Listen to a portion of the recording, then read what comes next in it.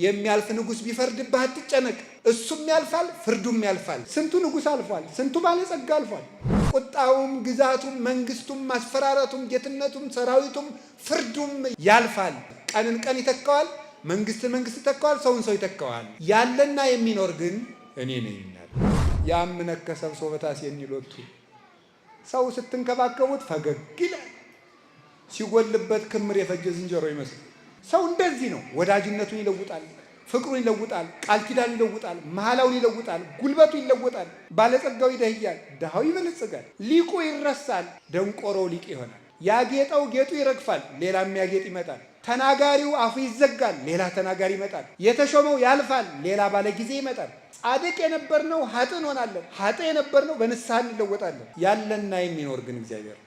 የምንወደው አባታችን የየ ብለን አልቅሰን እንቀብረዋለን። ፈትፍታ የምታጎርሰንን እጅ ሳንወድ በግዳችን ገንዘን እንቀብራለን። በትዝታ አስበን እናለቅሳለን። እግዚአብሔር ግን ያለና የሚኖር። ስንቱ ወዳጅነት አልፏል፣ ስንቱ ጓደኝነት ተሽሯል። ዘመን የማይሽረው ወዳጅ እግዚአብሔር ያለና የሚኖር። በየትኛውም ጊዜ ከሁሉ በላይ ሊቀድምብን የሚገባው እግዚአብሔር ነው። ሁሉን ስናጣ መጨረሻ ላይ የሚቀረን እግዚአብሔር ነው። ረክሰን ስንመጣ በንጹህ እጆቹ የሚጠብቀን፣ ፊቱ የማይከፋ ቤቱ የማይዘጋ፣ የምሕረት እጁ የማይታጠፍ ሰጥቶ የማይጎልበት፣ ሰው በቃኝ የማይል የማይጸየፍ፣ እንደ ትናንት ነው የሚኖር ያለና የሚኖር እግዚአብሔር ነው። ደስ ይለኛል ይህን ሳስበው። በስመ አብ ወወልድ ወመንፈስ ቅዱስ አሃዱ አምላክ። በስመ አብ ወወልድ ወመንፈስ ቅዱስ አሃዱ አምላክ። በስመ አብ ወወልድ ወመንፈስ ቅዱስ አሃዱ አምላክ። ይትባረክ እግዚአብሔር አምላክ አበዊነ ቅዱሳን ዘሰባህ ምህረቶ ለአይሌነ።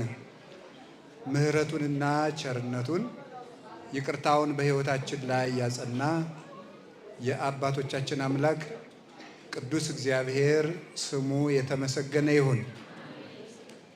የእናታችን የድንግል ማርያም የቅዱሳን አባቶቻችን ረድኤትና በረከት አይለየን። እንደ እግዚአብሔር ፈቃድ የምንማማርበት ርዕስ አልፋና ኦሜጋ በሚል ርዕስ ነው። እስኪ በሉ ሁላችሁ ድገሙ።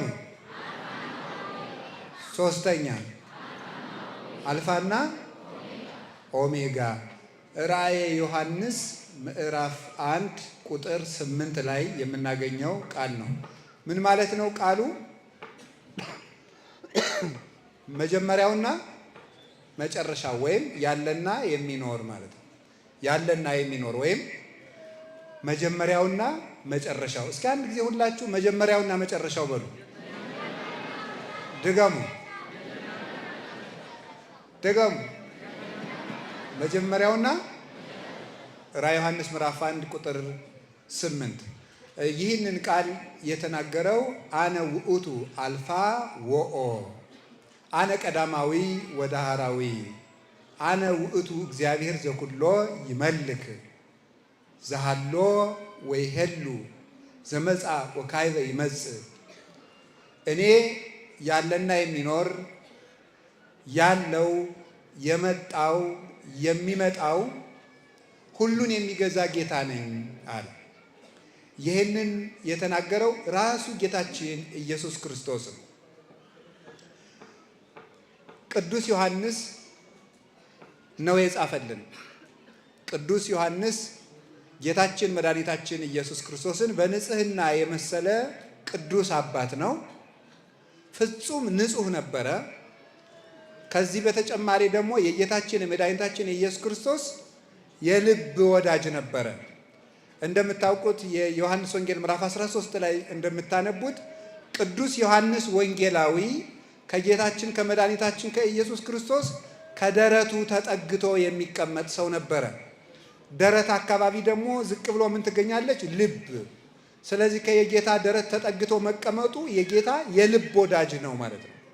የልብ ወዳጅ መሆኑን ደግሞ አንደኛ በንጽህናው፣ ሁለተኛ ደግሞ የአባቱን ንብረት እናቱን ትቶ በመከተሉ፣ ሶስተኛ ጌታችን መድኃኒታችን ኢየሱስ ክርስቶስ በተሰቀለ ጊዜ ከመስቀሉ ስር በመኖሩ እናቱን ድንግል ማርያምን እናት አድርጎ ከስሯ ተጠግቶ በምልጃዋ ተማጽኖ በመኖሩ የድንግል ማርያምን እናትነት ስለተጠቀመበት፣ አምስተኛ ጌታችን መድኃኒታችን ኢየሱስ ክርስቶስ በዕለተ ዓርብ የተቀበለውን መከራ እያሰበ ከዚህ ዓለም እስከሚፈልስበት ጊዜ ድረስ ስቆ የማያውቅ የክርስቶስ መከራ በሕሊናው የተሳለበት ፍጹምና ቅዱስ አባት ነበረ። ስለዚህም እግዚአብሔር ከሌሎቹ አባቶች በተለየ የሰማይ ደጅ ከፍቶ የመለኮትን ምስጢር ገልጦለታል። አንድነትን፣ ሶስትነትን አምልቶ አስፍቶ ጽፏል። ቀዳሚው ቃል ውእቱ ብሎ በመጀመሪያ ቃል ነበር፣ ቃልም በእግዚአብሔር ነበር፣ ቃልም በእግዚአብሔር ዘንድ ነበር ብሎ የአንድነትን የሶስትነትን ምስጢር መስተጻርር መስተቃርን የሌለው የሚሉት አባቶቻችን መናፍቃንን ሁል ጊዜ ልቡናቸው ያልቀና ሃይማኖታቸው የተጣመሙትን ሁሉ እንደ ማጭድ እያጨደ የሚጥል መለኮታዊ ሰይፍ የሆነ ምስጢር ተገልጾለት አንድነትና ሶስትነት በዮሐንስ ወንጌል ሲጸና ይኖራል። ይህንን ይዞ ሊቁ ፈለገ ሃይማኖት ዮሐንስ ዘታስተፌስሕ ሀገረ ልብን ደስ የምታሰኝ የሃይማኖት ወንዝ ዮሐንስ ሆይ ብሎ ያመሰግነዋል። ቅዱስ ዮሐንስ ወንጌላዊ የሃይማኖት ምንጭ ነው። ለዚህ ምንጭ ያበቃው እንዳልኳችሁ የክርስቶስ የልብ ወዳጅ መሆኑ፣ በቁርጥ ቀን ክርስቶስን አለመካዱ፣ የድንግል ማርያምን እናትነት ስለተጠቀመበት፣ ንጹሕ ሰውነት ስላለው፣ በሕይወቱ የትህርምትና የትዕግስት መከራ የመቀበል ሕይወት ስለነበረው በዚህ ምክንያት የሰማይ ደጅ ተከፍቶታል። ሰው ሰማይን በጦር አይከፍተውም። ሰማይን በድምፅ ብዛት አይከፍተውም። እንደ ኢያሪኮ ግንብ ሰማይን በስብሰባ አይከፍተውም። ሰማይን በጉልበት አይከፍተውም። ሰማይን የሚከፍተው ሰው በሰማዕትነት ነው። ዮሐንስ ወንጌላዊ በፍጥሞ ደሴት ተግዞ በነበረበት ሰዓት እነሱ የወህኒ ቤቱን ሲዘጉበት እግዚአብሔር የሰማዩን ደጅ ከፈተለት።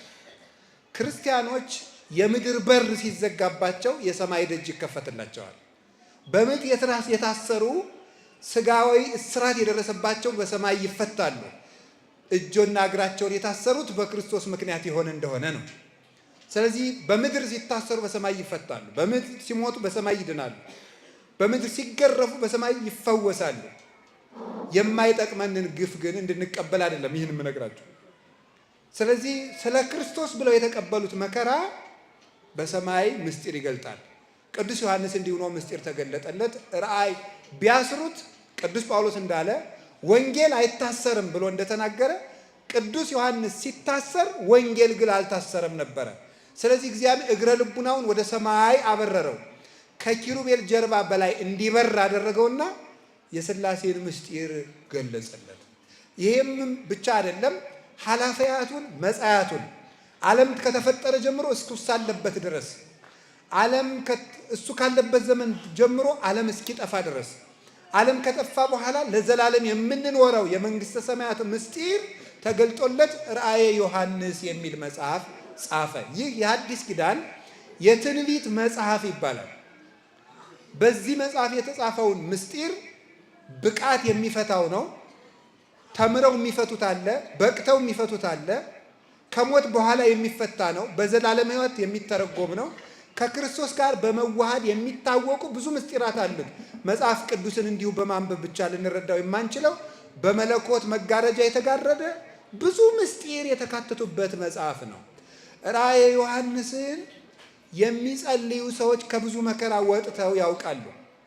አንድ ዲያቆን የንጉሱን ሚስት ይሄንን መጽሐፍ እያነበበ ፈውሷታል።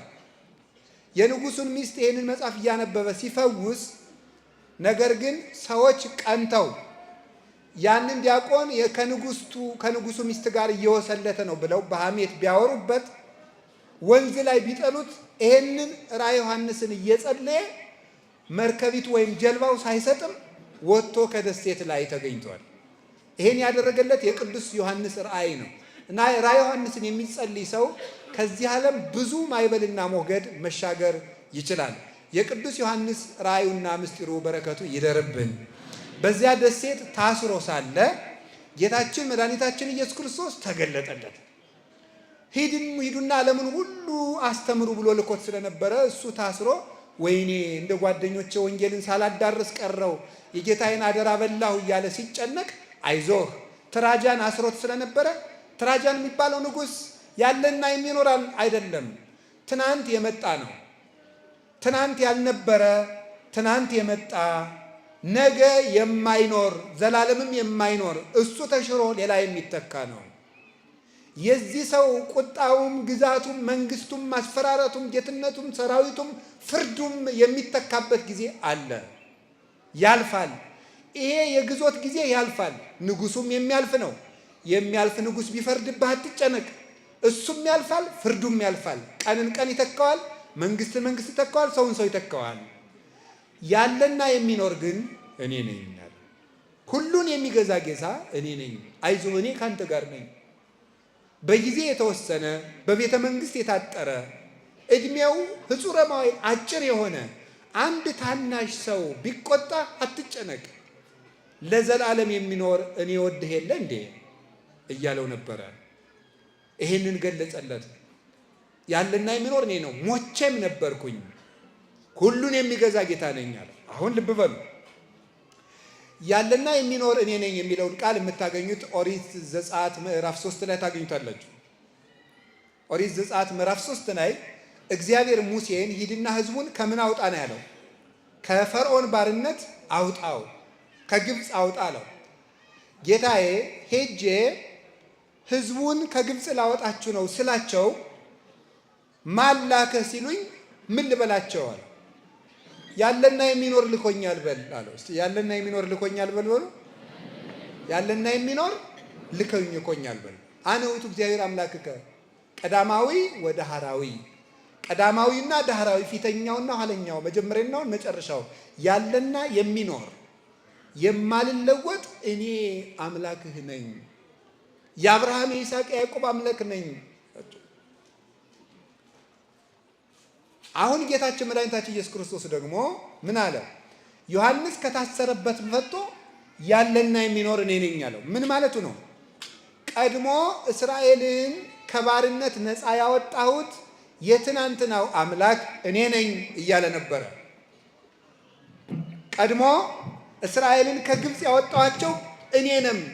እስራኤልን ከግብፅ ያወጣኋቸው እኔ ሞቼ ነበር አለ። ሰው ሆኜ ተሰቅዬ ከሲኦል ያወጣኋቸው እኔ ነኝ። ፈርዖን የዲያብሎስ አምሳል ነበረ። ግብፅ የሲኦል አምሳል ነበረች። ሙሴ ደግሞ የኔ ምሳሌ ነበረ። ትናንትና እስራኤልን ከግብፅ ፈልቅቄ እንዳወጣኋቸው ዛሬም በጽኑ ስልጣኔ ነፍሳትን ከሲኦል ያወጣኋቸው እኔ ነኝ ማለቱ ነበረ። ሰው የሆነው የሙሴ አምላክ ነው ማለት ነው። ያ ማለት የሞተው የሙሴ አምላክ ነው። እንዲህ ነበር ያላቸው እግዚአብሔር፣ በጸናች ክንድ በጽኒት ወመዝራዕት ልዕልት፣ በጸናች ክንድ ነው ከፈርዖን ማወጣችሁ ብሏቸው ነበር። ያወጣቸውን በጸናች ክንድ ነው።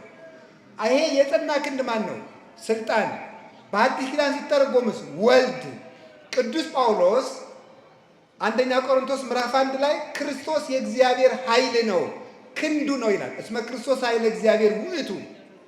በጸናች ክንዱ ከሲኦል ከግብፅ አወጣቸው ተባለ። አሁን ደግሞ ክርስቶስ የመጀመሪያውና የመጨረሻው አልፋና ኦሜጋ ነኝ።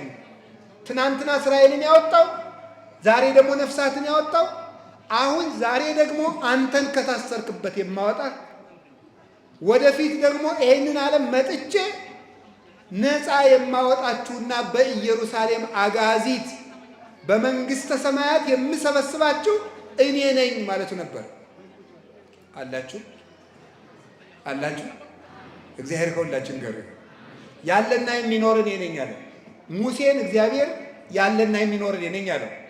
ጌታችን ኢየሱስ ክርስቶስ ደግሞ መጣና ያለና የሚኖር እኔ ነኝ። ያ ማለት ትናንትና ከግብፅ ያወጣሁት አምላክ የእስራኤል አምላክ ሰው ሆኛለሁ ማለቱ ነው። ኢየሱስ ክርስቶስ አምላክ ነኝ ብሎ ተናግሯል ይላሉ ብዙ ሰዎች። ይሄው ያለና የሚኖር ፍጡር አይጠራበትም፣ የእግዚአብሔር ብቻ ስም ነው። ያህዌ የሚለው ስም ነው። ሲተረጎም ዘሃሎ ወይ ሄሉ፣ የነበረና ዓለምን አሳልፎ። ዘሃሎ ማለት ቅድመ ዓለም የነበረ፣ ወይሄሉ ዓለምን አሳልፎ የሚኖር ዛሬም ዓለምን እየመገበ ያለ አምላክ ማለት ነው።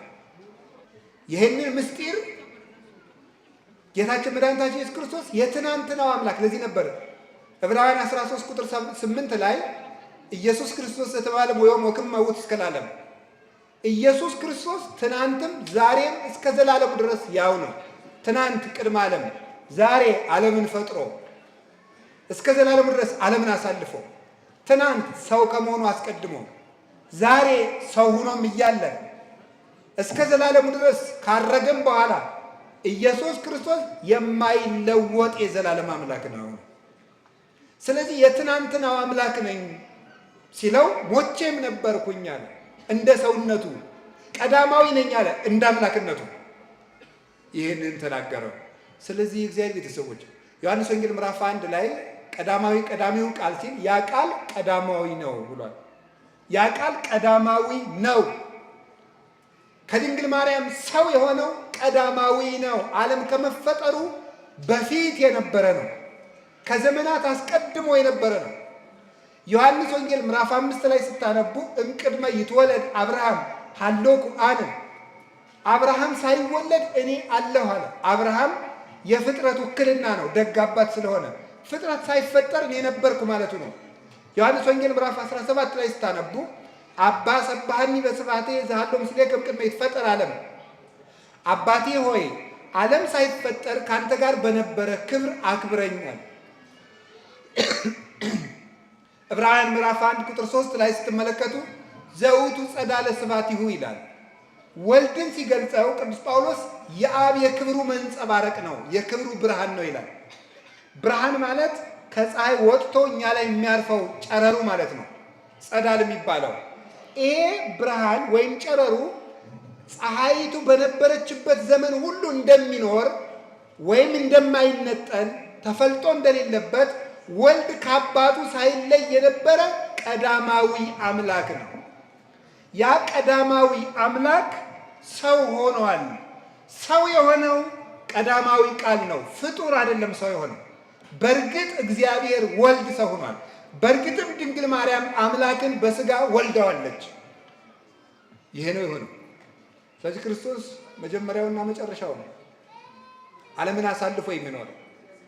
መጨረሻው ለመሆኑ ደግሞ ዋመ ይመጽእ ወልደ እጓለ እመሕያው በስብሐት አቡሁ ዘበሰማያት ምስለ መላእክቱ ቅዱሳን በደመና ሰማይ የማቴዎስ ወንጌል ምዕራፍ 25 ቁጥር 31 ላይ ሲናገር የሰው ልጅ በአባቱ ክብር መላእክትን አስከትሎ በመጣ ጊዜ ይላል። ከዚያ በኋላ ምን ይላል? አሚያ ያቀውሞሙ ንጉሥ ለአባግ በየማኑ ወለአጣሪ በጸጋሙ፣ በጎችም በቀኝ ፍየሎችም በግራ ያቆማቸዋል። ያን ጊዜ ምድር ሁሉ ትንቀጠቀጣለች። ወይትከወስ ኩሉ ኃይላተ ሰማይ፣ የሰማይ ኃይል ሁሉ ይነዋወጻል። ስለዚህ ፍየሎችንም ያሰማራቸዋል። ሁሩ ውስተ እሳት ዘላለም፣ በጎቹን ያሰማራሉ። ኑ ወደ አባቴ በሩካን ወደ መንግሥተ ሰማያት ብሎ ኢየሱስ ክርስቶስ መጀመሪያ ዓለምን የፈጠረ ወቦቱ ኩሉ ኮነ፣ ዓለምን የፈጠረ ወዘእንበሌ ውስተ አልቦ ዘኮነ ወይም እንትኒ እምዘኮነ፣ ከተፈጠረው ፍጥረት ያለሱ ምንም የተፈጠረ የሌለ የአባቱ ስልጣን ገንዘቡ የሆነ የዘላለም አምላክ ነው። ዓለምን ደግሞ አሳልፎት ይኖራል እንደ መጋረጃ ጠቅልሎ። ዋወፈዮ አብ ኩሎ ኩነኔሁ ለወልዱ፣ አብ አብሰ ይኮንን መነሂ፣ አብ በማንም አይፈርድም ፍርድ ለልጁ ሰጠ እንጂ ይላል። ዓለምን የሚፈርድበት አንተ ፀሐይ ጨልም፣ አንተ ጨረቃ እርገፍ፣ አንተ ከዋክብት ጥፋ፣ አንተ ምድርና ሰማይ ተጠቅለል ብሎ የሚያሳልፈው የሰማይና የምድር ጌታ እርሱ ኢየሱስ ክርስቶስ ነው። በእርግጥ ክርስቶስ ዓለምንም ቀድሞ የኖረ ዓለምን አሳልፎም የሚኖር ዓለምን ሊያድን የመጣ ነው። የመጣም ወደ ፈጠረው ዓለም ነው። ምንድን ነው ያለው? ወውስተ ዓለም ሀሎ ወዓለምሂ ቦቱ ኮነ ወዓለምሰ ኢያእመሮ፣ በዓለሙ ነበረ፣ ዓለምን ፈጠረው። የፈጠረው እሱ ነው፣ ዓለሙ ግን አላወቀውም ይላል የዮሐንስ ወንጌል ምዕራፍ 1 ላይ። ዓለምን የፈጠረ እሱ ነው፣ በዓለም የነበረ እሱ ነው፣ ዓለሙ ግን አላወቀውም። ኢየሱስ ክርስቶስን ዓለም ያላወቀው ናዝሬት ማደጉን ነው፣ የዮሴፍ ዘመድ መሆኑን ነው? ኢየሩሳሌም ማድረጉን ነው? መወለዱን ነው? ምኑን ነው ያላወቁት? ኢየሱስ እንደሚባል ነው ያውቁታል። ይሄንም አብረው ነው ያደጉት። አይሁድም ይሄስ እንግዳቸው አይደለም። አኮኑ ዝንቱ ወልደ ዮሴፍ ዘነአምር አባሁ ወእሞ ብለውታል። ይሄ እናትና አባቱን የምናውቀው ሰው አይደለም ብለውታል። የማቴዎስ ወንጌል ምዕራፍ 13 ቁጥር 55 ላይ ይሄ እናውቀው የለ እንዴ ናዝሬት አይደል ያደገ ይላል። ለምንድን ነው ታዲያ አላወቁትም ይባል? ይሄን ጌትነቱን ግን ያወቀለት የለም። እሱ ራሱ እንደተናገረ የማቴዎስ ወንጌል ምዕራፍ 11 ላይ ብፁዕ ዘይተአቅፈ ብየ በእኔ ያልተሰናከለ ሰው ንዑድ ክቡር ነው አለ።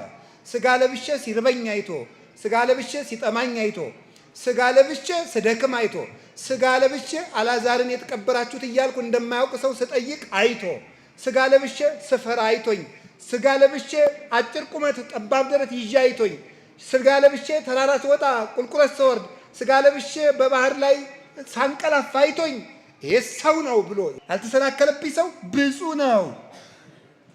ይሄ ብፁዕ ነው ብሎ ነገረን፣ እሱ ራሱ ነገረን። ስለዚህ ክርስቶስ የመጀመሪያውና የመጨረሻው ነው። ከዚህ ምንድን ነው የምንማረው?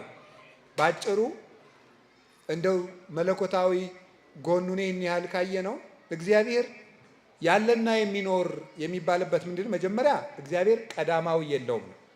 አልቦም ቅድሜሁ ወአልቦ እምድህሬሁ ወአልቦ ዘከማሁ።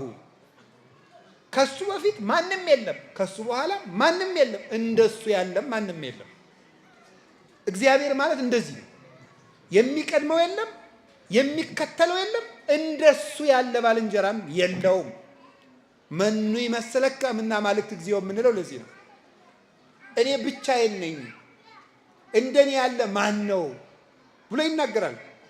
ትንቢተ ኢሳይያስ ምዕራፍ 44 ላይ አኮኑ ዘኩሎ እደዊ ገብራ ይሄ ሁሉ የፈጠረ እጅ አይደለም እኔ ማን ነው እንደኔ ያለ ብሎ ይናገራል። እግዚአብሔርን የሚመስለው የለም፣ እሱ ብቻ ነው። ታዲያ እንደዚያ ከሆነ ልብ በሉ፣ እግዚአብሔር ብቻውን ዘሃሎ ወይሄሉ የሚባለው እሱ ነው። የሚኖር የሚባል መኖርማ እኛስ እየኖርን አይደል? መላእክትስ እየኖሩ አይደል? ሰማይና ምድርስ እየኖሩ አይደል? ነገስ እኛስ በመንግስተ ሰማያት እንኖር አይደል? ሳይለወጥ የሚኖር እግዚአብሔር ብቻ ነው። ሳይለወጥ ስለሚኖር ያለና የሚኖር መኖርማ ገሌም አለ ገሊትም አለች። ሳይለወጥ የሚኖር ግን እግዚአብሔር ነው። ሕፃን ነበርክ ልጅ ትሆናለህ፣ ልጅ ነበርክ ወጣት ትሆናለህ፣ ወጣት ነበርክ ትጎረምሳለህ፣ ጎልማሳ ነበርክ ሽማግሌ ትሆናለህ፣ ሽማግሌ ነበርክ ትሞታለህ፣ ሞተህ ትገነዛለህ፣ በርን ትሆናለህ፣ በርን ነበርክ አፈር ትሆናለህ። እንደገና ክርስቶስ ያስነሳናል፣ ተለውጠን እነሳለን። ሰው በመልኩ ስንት ጊዜ ይወለዳል? መጀመሪያ አፉ እየተንተባተበ ሕፃን ሆኖ ያድጋል። አፉ ይፈታል፣ አከናውኖ ይነገራል፣ አርጅቶ አፉ ይታሰራል። ሰው እንደዚህ ይለወጣል። ነውሩን ሳይሸክፍ ያድጋል። እናቱ ታግሳ ታሳድገዋለች፣ ጽዳጁን ታግሳ። ከዚያሳ ደግሞ አርጅቶ ደግሞ ነውሩን የማይሸክፍ ይሆናል። ሰው ይለወጣል። መልኩ ይጠራለታል፣ መልኮ መልኩ ይሸበሽባል። ለጋ ነበር ሩጦ የማይቀድም ታግሎ የማይጥል በልቶ ጠጥቶ 20-30 ዓመት ሲሞላው ጉልበት ያበጃል፣ ሲያረጅ ይደክማል። ከሕፃናት ቀድመውት ይሮጣሉ። ያየውን ዓለም የማያውቀው ሆኖ ቁጭ ይላል። ሰው ይለወጣል። ባለጸጋው ይደህያል፣ ድሃው ይበለጽጋል። ሊቁ ይረሳል፣ ደንቆሮው ሊቅ ይሆናል። መልከኛው ይረግፋል፣ ሌላው መጥቶ ይተካል። ያጌጠው ጌጡ ይረግፋል፣ ሌላ የሚያጌጥ ይመጣል። ተናጋሪው አፉ ይዘጋል፣ ሌላ ተናጋሪ ይመጣል። የተሾመው ያልፋል፣ ሌላ ባለ ጊዜ ይመጣል። ሁሉም ያልፋል። ጻድቅ የነበርነው ኃጥእ እንሆናለን፣ ኃጥእ የነበርነው በንስሐ እንለወጣለን። ሰው ከእናቱ ማኅፀን ሲወለድ ደግ ይሆናል፣ ቆይቶ አይምሮ ይደበዝዛል። እስመ ህሊናው ለብእሲ ይትወላወል እምጊዜ ልደቱ እስከ ዕለተ ሞቱ ይላል ዮሐንስ ዘእስክንድርያ የሚባል ሊቀ ሃይማኖት አበው ምዕራፍ 52 ላይ ሲናገር የሰው ልጅ ከተወለደ ጀምሮ እስከሚሞት ድረስ ህሊናው ሲለወጥ ይኖራል። ሰው ይለወጣል። ለምንድን ነው ከተወለደ ጀምሮ እስከሚሞት ድረስ የምለው? በቀን ስንት ጊዜ እንለወጣለን ወገኖች? በቀን ስንት ጊዜ ነው? ስናስቀድስ ጻድቅ እንሆናለን፣ ስንወጣ ሌላ እንሆናለን። ሁላችንም በቀን ውስጥ 1000 ጊዜ እናቅዳለን፣ 1000 ጊዜ እንልወጣለን፣ 1000 ጊዜ እንበላሻለን፣ መልሰን እንነሳለን፣ መልሰን እንወድቃለን። ያለና የሚኖር ግን እግዚአብሔር ትናንትም ንጹህ ነበር፣ ዛሬም ንጹህ ነው። ትናንትም መሐሪ ነበር፣ ዛሬም መሐሪ ነው። ሰው ያምነከ ሰብሶ በታሴኒ ሎቱ ሰው ስትንከባከቡት ፈገግ ይላል፣ ሲጎልበት ክምር የፈጀ ዝንጀሮ ይመስል። ሰው እንደዚህ ነው። ወቅት ይለውጠዋል፣ ጊዜ ይለውጠዋል፣ ማጣት ይለውጠዋል፣ ማግኘት ይለውጠዋል። ሰው ባየበት ይዘንባል፣ ባየበት ይፈሳል፣ ባጣበት ይደበቃል። ሰው እንደዚህ ነው። ወዳጅነቱን ይለውጣል፣ ፍቅሩን ይለውጣል፣ ቃል ኪዳኑን ይለውጣል፣ መሐላውን ይለውጣል፣ ጉልበቱ ይለውጣል፣ ሁሉ ይለውጣል።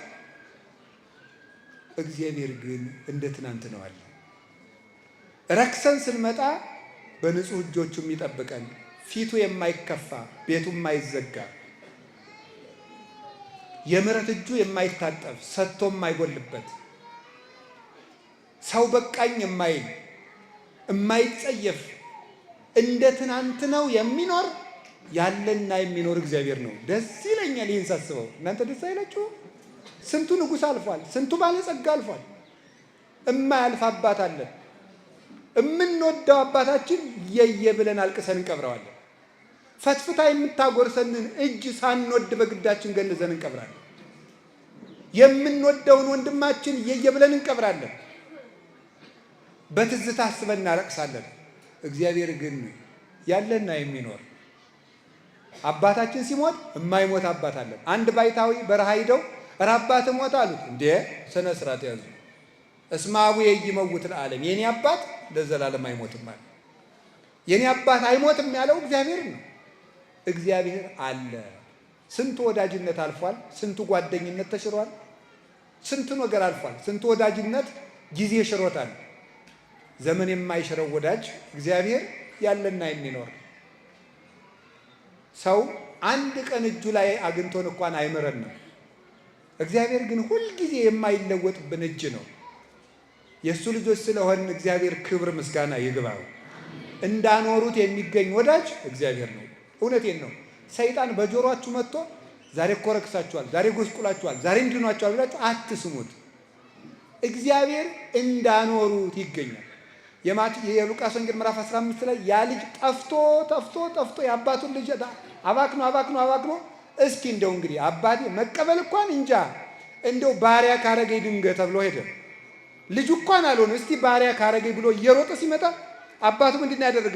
እንዲያውም እስከሚደርስ ቸኩሎ ሩጦ ሄዶ አቀፈው። እንዲያውም ፍሪዳ ሊቃውንት እንደሚነግሩት ይነቅፈኛል ሲል አለ ዝማሬ ያዘመረለት፣ ይቀጣኛል ሲል ፍሪዳ አረደለት፣ ይቆጣኛል ሲል ጫማ ለበሰው፣ ቀድሞ ከለበሰው ልብስ ይልቅ በኋላ የሰጠው በለጠ። ስለዚህም ምን አለ እግዚአብሔር?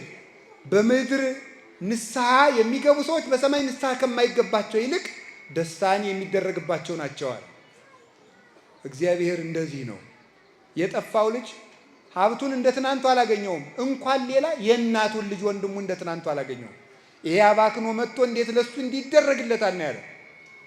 አባቱ ግን እንደ ትናንትናው ተገኘ። እግዚአብሔር እንደ ትናንትናው ይገኛል። ስንመለስ አናጣው። ጴጥሮስን አላውቅህም ብሎት ሲመለስ እሱ ግን ስሙን እንደውም ጴጥሮስ አንተ የሕያው የእግዚአብሔር ልጅ ክርስቶስ ነህ አለው።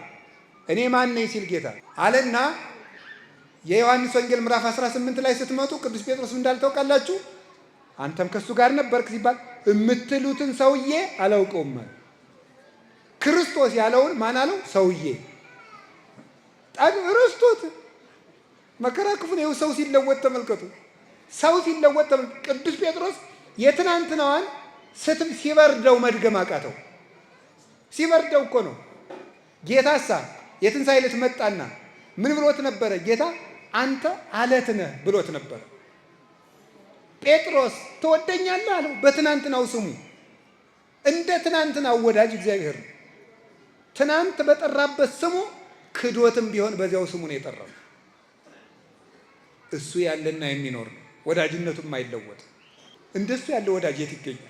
እንደ እግዚአብሔር ያለና የሚኖር እግዚአብሔር ነው። ሁሉ ያልፋል። ሁሉን ስናጣ መጨረሻ ላይ የሚቀረን እግዚአብሔር ነው። እንግዲህ እንደዚህ ከሆነ ያለና የሚኖር የሚለውን ርዕስ ከመረጥን ምን ላስተላልፍ ፈልጌ መሰላችሁ? ያለና የሚኖር ቀዳማዊና ዳህራዊ። መጀመሪያ የተነሳ ነው ከማን ነው? ከእግዚአብሔር በሉ። ስለዚህ ከሁሉ ነገር ከምድርም ከሰማይም ከመላክም ከሰውም ከዚህ ሁሉ መጀመሪያ ማን ነው? እስኪ ነገሩኝ። ቀዳማዊ ማን ነው? አቤት እግዚአብሔር። ከሁሉ ቀዳማዊ ማን ነው? አንድ ይበሉ ሁላችሁ። ማን ነው? በጣም ጥሩ። ከሁሉ ቀዳማዊ ማን ነው? ከሁሉ ቀዳማዊ እግዚአብሔር ከሆነ በየትኛውም ጊዜ ከሁሉ ሊቀድምብን የሚገባ ማን ነው? ተናገሩ እንጂ። እግዚአብሔር ነው። ከሁሉ በላይ ሊቀድምብን የሚገባው እግዚአብሔር ነው። ስለዚህ በዛሬው ትምህርታችን ማስተላለፍ የፈለግኩት ከምንም ነገር በፊት እግዚአብሔርን እናስቀድም። ከምንም ነገር በፊት እግዚአብሔር ይቅደም። እግዚአብሔርን ካስቀደምን ከምንም ነገር በፊት ምርጫችን፣ የመጀመሪያ ምርጫችን ሌሊት አለ። ከመተኛታችን በፊት ማን መቅደም አለበት? ተናገሩ እንጂ ንገሩኝ እንጂ። ነጋ። ከመውጣታችን በፊት ማን መቅደም አለበት? ልንበላ ነው። ከመብላታችን በፊት ማን መቅደም አለበት? እግዚአብሔር። ልንገባ ነው። ከመግባታችን በፊት ማን መቅደም አለበት? ልንወጣ ነው። ከመውጣታችን በፊት ማን መቅደም አለበት? ልንወስን ነው። ከመወሰናችን በፊት ማን መቅደም አለበት? ይሄን ነው ማሰብ። ሰው ማለት እንደዚህ ነው። ኖረ ማለት ከምንም ነገር በፊት እግዚአብሔርን መምረጥ ሲችል ነው።